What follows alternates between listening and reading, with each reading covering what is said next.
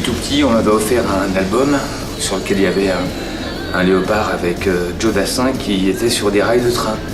Et cet album, j'avais 7 ans, je pense, oui c'est ça. Et il y avait dedans La Fleur aux Dents, L'équipe à Jojo, l'Amérique. Et c'était à cette époque-là, on avait encore une expression qui était de dire « c'est mon chanteur préféré ».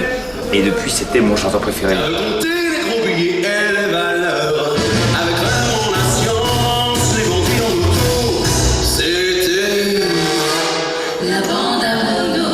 Je ne sais pas qui avait parlé de moi à Gilbert, mais enfin, il avait reçu la visite apparemment des fils Dassin qui voulaient envisager un spectacle sur scène pour célébrer les 30 ans de la mort du chanteur. Et quand ils m'ont appelé, en réalité, il y avait ce besoin, ce désir de faire un spectacle, mais il n'y avait rien d'écrit.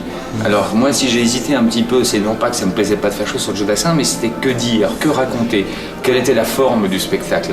Parce qu'il y avait plein d'options possibles, et il y avait la possibilité de faire une vraie comédie musicale, c'est-à-dire en incarnant Joe Dassin avec un acteur, avec des imitations.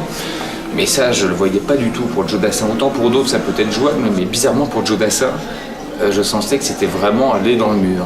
Donc par conséquent, je me suis dit, il faut quand même l'évoquer, il faut quand même raconter qui il est, raconter une histoire.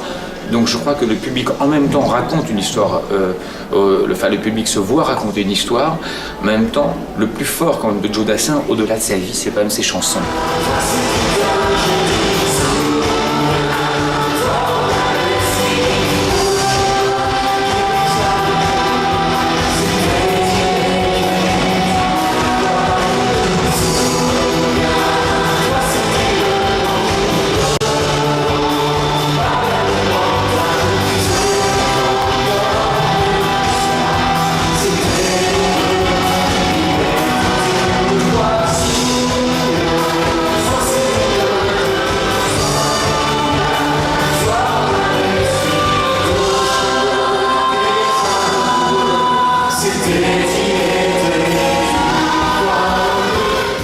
Ce n'est pas quelqu'un comme Gainsbourg ou Piaf qui aurait mis en scène sa vie de façon tellement romanesque qu'on ait envie d'en tirer des scènes de film. Non, ça je crois pas.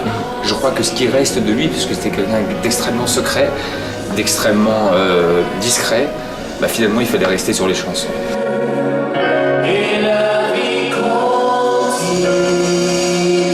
Ça m'a paru totalement non seulement naturel de le faire, mais ça m'a apporté une émotion.